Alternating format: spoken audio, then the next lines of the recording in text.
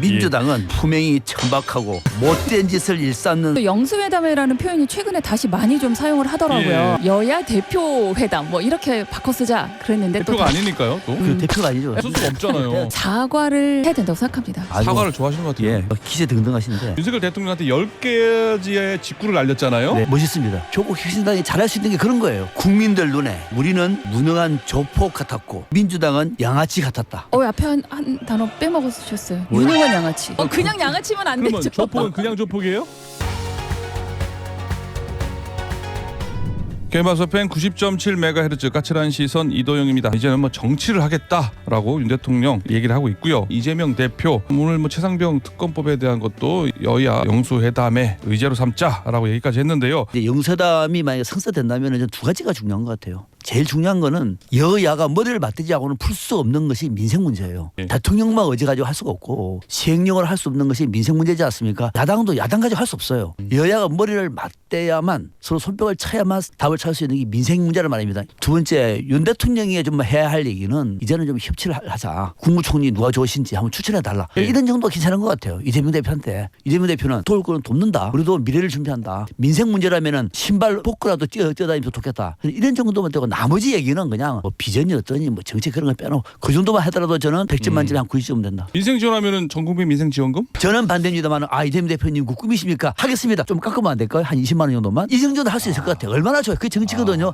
예. 안 돼요. 그건 안 됩니다. 또 영수회담이라는 표현이 최근에 다시 많이 좀 사용을 하더라고요. 예. 이게 이제 문재인 정부 시절에 독재 정부까지 쓰던 용어니까 예. 이제부터는 여야 대표 회담 뭐 이렇게 바꿔 쓰자 그랬는데 다시 이게 언론에서는 그냥 영수회담 이렇게 편하게 대표가 아니니까요. 또 그 대표가 아니죠. 쓸 수가 없잖아요. 대통령과 야당 대표 만나면 이렇게 해가야 돼요. 이제 여당이라는 표현 자체도 대통령이 속해 있는 당이기 때문에 여당이라는 그렇죠. 표현을 쓰잖아요. 그건 맞잖아요. 지금 탈당을 하거나 그건 아니기 때문에 어쨌든 영수회담이라는 표현이 그렇게 뭐 어감상 예. 좋아 보이진 않지만 저는 당연히 민생 현안 얘기할 것 같은데 그 13조 추가 경정 예산 요구를 하겠죠. 구체적으로 예. 이재명 대표가 공약 중에 어쨌든 아마 이 유권자들의 귀에 팍 꽂힌 공약일 거예요. 찬성을 하든 반대를 하든 윤석열 대통령이 이거 마약 같은 거다 이렇게 또 한번 여당도 좀 부정적인 입장을 보이고 예. 있어요. 뭐 재정 핑계를 대서 그래서 이거를 완전히 받아들이진 않을 것 같고 또 한 가지는 사과를 해야 된다고 생각합니다. 국민들이 좀 궁금해했던 부분들에 대해서 저는 좀 사과를 하고 민생 문제를 얘기했으면 좋겠습니다. 그러면서 최상병 특검법 문제라든가 예. 김건희 여사 문제라든가 이런 것들도 좀 자연스럽게 이번 첫 만남에서 얘기가 돼야 되지 않을까. 뭐 승자의 입장이니까 아주 사과를 좋아하시는 것 같아요. 예, 기세등등하신데 사과를 못 먹어서. 사과는 요구하면 안 됩니다. 두 사람이 얼마나 만나는데 덕담을 해도 부적합 판국에 사과하세요. 당신 그래도 그 대통령께서는 국민에게 사과하셔야죠. 그 얘기하러 가는 겁니까? 사과를 요구하는 게 아니라 사과를 해야 된다고요. 누구한테? 스스로 이재명 알아서 대표한테? 얘기할 그런 이런 거예요? 문제에 대해서 예를 들면 야당에서 계속 문제 삼고 있지만 국민들도 원하는 이런 특검법 문제라든가 이런 것들에 대해서 내가 그동안 이렇게 문제를 해결하지 못했던 예. 부분들 또 긍정적으로 바라보지 못했던 것들을 좀 전향적으로 자세를 바꿔보겠다 뭐 이런 정도는 필요하다는 거죠. 사과는 하면 안 되고요. 사과도 요구해서도 안 되고 대통령이 야당 대표 만나가지고 얘기를 할 때 사과 그런 얘기는 상대방의 감정을 건드리는 문제고 첫 만남 아닙니까? 예. 덕담만 하시라고 덕담. 나머지 민생 문제니까 나머지는 너무 많은 걸 요구하면 안 돼요. 예. 그래서 합의가 될 것도 없어요. 그냥 서로 덕담만 얘기해요. 이번에 뭐 총선 승리해서 축하합니다.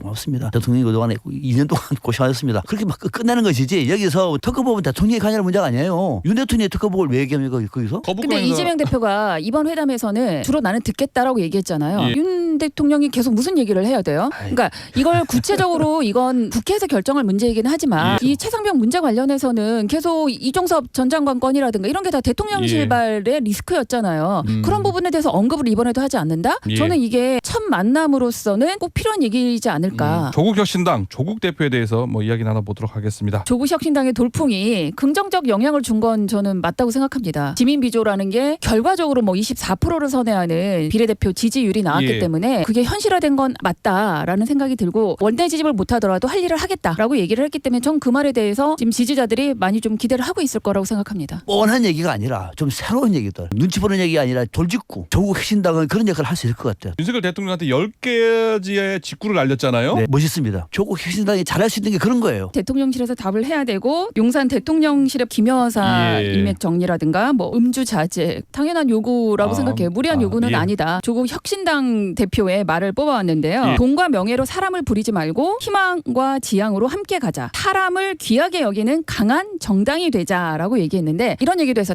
우리 당이 예뻐서 찍어준 게 아니라 선명한 야당의 역할을 할 거라고 믿고 찍어준 거다. 그래서 잘해야 된다. 현 정부가 예. 잘못 운영을 했고 그래서 지금 민생이 어려우니 우리가 이 나라를 제대로 잘 세워야 될 야당으로서 역할을 해야 된다. 서울 국민의힘 중랑을에서 이걸 출마했다가 낙선한 이성환이라고 하는 전 후보자가 했던 얘기예요. 국민들 눈에 우리는 무능한 조폭 같았고 민주당은 양아치 같았다. 앞에 한 단어 빼먹으셨어요. 뭐요? 유능한 양아치. 그냥 양아치면 안 그러면 되죠. 조폭은 그냥 조폭이에요? 아 그러네. 중요한 거 빼먹었네. 양아치는 말을 많이 쓰는데 사전적인 의미는 뭘까? 조폭이나 양아치랑 뭐 거의 아니에요? 달라요. 조폭은 무능하고 양아치는 유능하다 그러잖아요. 자, 양아치가 뭐냐면은 거지를 속되게 이르는 말. 이건 아닌 것 같아요. 뭐 거지는 아니니까. 아닌 것 같은데. 두 번째 예. 뜻도 있어요. 이게 중요한 거예요. 품행이 천박하고 못된 짓을 일삼는 사람을 속되게 이르는 말. 이걸 양아치라고 얘기해요. 근데 국민의힘에서 볼 때 민주당은 품행이 천박하고 못된 짓을 일삼는 사람들을 속되게 이르는 말. 거기에다가 유능한이라고 하는 걸 강조하는 의미까지 포함하면은 이것이 마음에 드십니까? 묻는 거 보니까 공감하는 것 같아요. 이승환 후보가 정말 예. 이런 사전적 의미까지 다 생각하고 이 말을 했는지는 모르겠는데 한마디로 다 안 좋네요. 뭐 조폭이나 뭐 양아치나 뭐 다 안 좋네. 뭐 유능하든 무능하든 다. 조폭이면은 능력이 있어야죠. 조폭이 됐으면. 근데 무능하잖아요. 조폭은 폭력은 능력이 있어요. 제가 볼 때 이번에 국민의힘이 패한 반성의 원인으로 자기 자신에 대한 반성 그리고 상대 당에 대한 어떻게 보면 인정하는 거죠. 유능하니까 가만 얻었죠. 이제 이번 조국 대표 뭐 이제 대법원 판결이 남아 있고요. 어떻게 생각하십니까? 대권 후보 얘기까지 좀 나오고 있어요. 솔솔. 예. 사법적 판단은 사법의 영역이니 지금 이제 정치적 영역과는 당연히 구분은 돼야 되겠지만 한 번에 국민의 심판을 한번 받은 결과잖아요. 총선이라는 게. 예. 그럼 정권이 심판을 받았듯이 조국 사태 이전에 이 조국의 이미지와 그 이후에 그런 부분들을 저는 이번 총선에서 조금 어느 정도는 해소한 것 같은 느낌이 좀 들어요. 그래서 이걸 이제 법적인 최종 판단이 어떻게 나올지 모르겠지만 무조건 확정돼 2년형을 살 거다. 이렇게만 좀 보기는 좀 어려운 부분이 있어서 지켜봐야 된다. 예. 근데 그럼에도 불구하고 최악의 상황이 온다 할지라도 조국 혁신당은 말한 선명한 야당의 역할을 하기 위해서 그래서 지금 굉장히 조급하게 준비하는 느낌이 들어요. 우리가 시간이 4년이 남지 않았을 수도 예. 있다. 그런 반면에 지금 민주당은 조국 혁신당에 대한 견제는 있어 보입니다. 이번에도 법야권 연석회의 그거에 대해서 좀 민주당도 좀 부정적인 반응을 보인 부분이나 원내 의석수를 좀 예. 줄이자라는 이런 분위기가 살짝 있었는데 그것도 민주당은 좀 그건 아니다라고 예. 좀 발을 좀 뺀 느낌이 들어서 민주당이 약간 견제는 있지만 민주당과 조국혁신당이 지금의 정권 심판 또는 민생을 위해서는 좀 같이 손잡고 역할을 할 것이고 거기에 좀 더 조국혁신당이 앞장설 것이다. 이번 요구 예. 10가지를 봐도 알겠습니다. 분명히 할 것 같아 보입니다. 예. 저는 유능해 보여요. 예. 네, 유능해 보이는데 이거는 거의 유죄입니다. 왜냐면 주변 인사들 다 지금 구속돼서 다 유죄예요. 초기수 돌풍을 일으켰으니까 무죄다. 가능성이 거의 없고요. 그래서 이번에는 조국 대표가 대선 출마는 불가능해요. 그리고 아마 대법원 판결에 오면 국회의원직을 내놔야 돼요. 형을 살아야 된다는 점 때문에 기본적으로 되지도 않는 그러니까 구속은 안 되지만은 사실은 유죄예요. 예. 구속은 안 시킨다고 했으니까. 예. 그런데 구속이 되면은 다음에 대통령도 못해요. 다음에 복권 안 되면은 5년 동안 자격이 안 됩니다. 이번에는 이재명 대표가 하고 다음에 조국 대표가 하면 되겠네요. 그냥 그렇게 하시죠.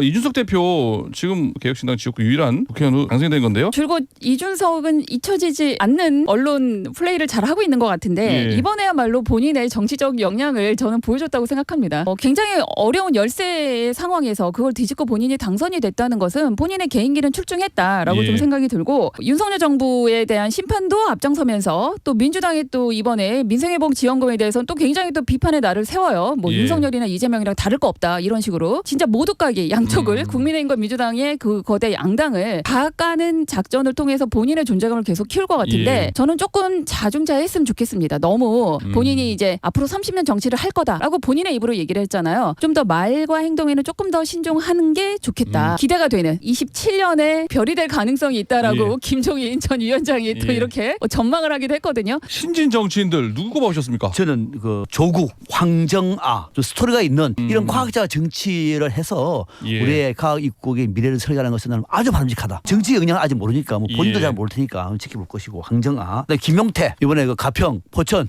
김용태 의원 상당히 깔끔한 말도 할 말하는 그러면서도 청년이기 때문에 청년을 대표하겠다라고 하는 예. 의지에서 과연 청년 미래를 이준석은 실패했거든요. 예. 청년 대표가 칼라치기, 적대감 만들기 뭐 등등 했는데 예. 김용태는 그렇지 않을 것 같아요. 그래서 한번 기대해 볼 만하고 그다음에 천하람 예. 이준석 땅에 있는 비대표 2번 전화람은 진짜 스토리가 있는 예. 정치인이에요. 대구 출신인데도 순천에서 지역 활동하다가 이준석과 함께 행동을 했습니다. 과연 이준석과 좀 다른 행보를 보이면서 10년, 20년 뒤에 별이 될 수 있을지 김종인 말이 아니라 박성명의 말에 따라서 별이 돼야 되지 별이 될지 한번 지켜보겠습니다. 인천에도 정말 주목할 신인 새 인물이 있다. 아니고요?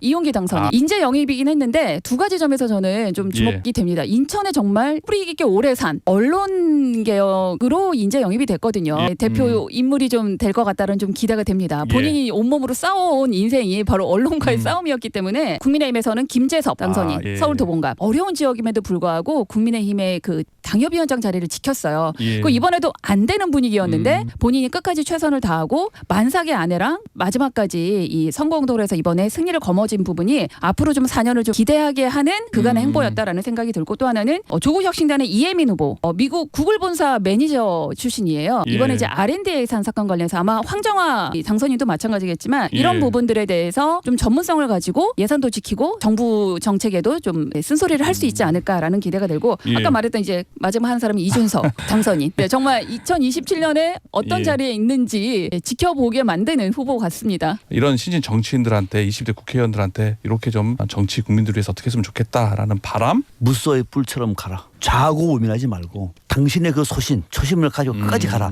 그러면서도 당과 조율할 수 있는 조율을 하고 다른 목소리를 할 때 다른 목소리를 내면서 예. 아 역시 새로운 판으로 정치인들이 대거 들어서니까 한국 전제가 조금이라도 다 달라지는구나. 4년 뒤에 박수를 받을 수 있는 그런 정치인으로 성장하시라 이런 말씀을 드리겠습니다. 돈과 예. 명예로 사람을 부리지 말고 희망과 지향으로 함께 가는 사람. 그래서 사람을 귀하게 여기는 국회의원이 됐으면 좋겠습니다. 정치 마프쇼 오늘 여기까지 듣겠습니다. 두 분 오늘 출연해 주셔서 고맙습니다. 네, 고맙습니다. 네, 감사합니다. 지금까지 박상변 사평론가 김은경 인하대 초빙 교수였습니다.